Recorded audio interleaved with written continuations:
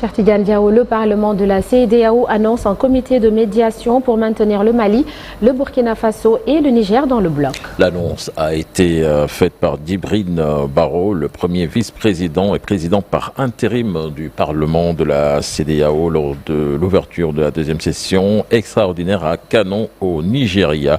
Il a donc souligné l'urgence de la situation.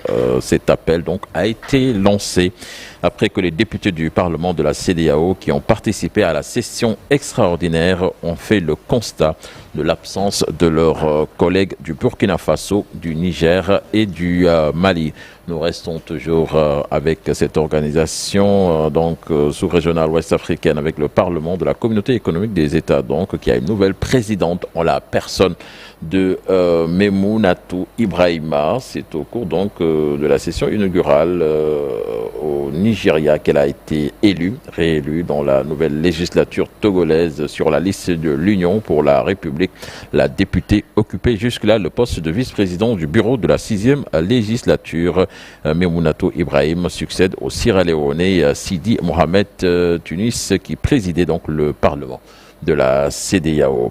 Nous allons en Guinée à présent avec une coalition d'opposition qui appelle le gouvernement de Mamadi Doumbouya à organiser des élections pour rendre le pouvoir aux civils d'ici 2024 comme les militaires l'avaient annoncé en 2021.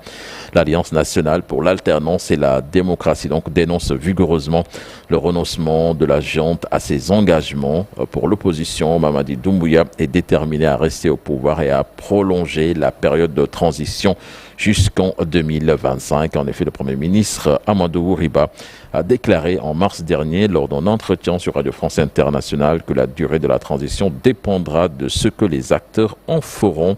Il y a donc besoin de finaliser le recensement administratif à vocation d'état civil, l'extraction pour avoir le fichier électoral pour ensuite procéder au référendum indiqué par le président du CNRD, Mamadi Doumbouya. Donc, ce qui est en train d'être fait va dans la direction de terminer le cap de la transition vers 2025, a souligné donc le Premier ministre. Nous allons au Tchad à présent avec Mahamat Idriss Déby qui avait été propulsé à la tête du pays par la junte militaire à la mort de son père, a prêté serment hier en tant que président après avoir vanté le retour à l'ordre constitutionnel. Il a promis d'être le président des Tchadiens de tous horizons et de toute sensibilité. Il a aussi nommé au poste de Premier ministre Alamay Alina, un ancien ambassadeur du Tchad en Chine.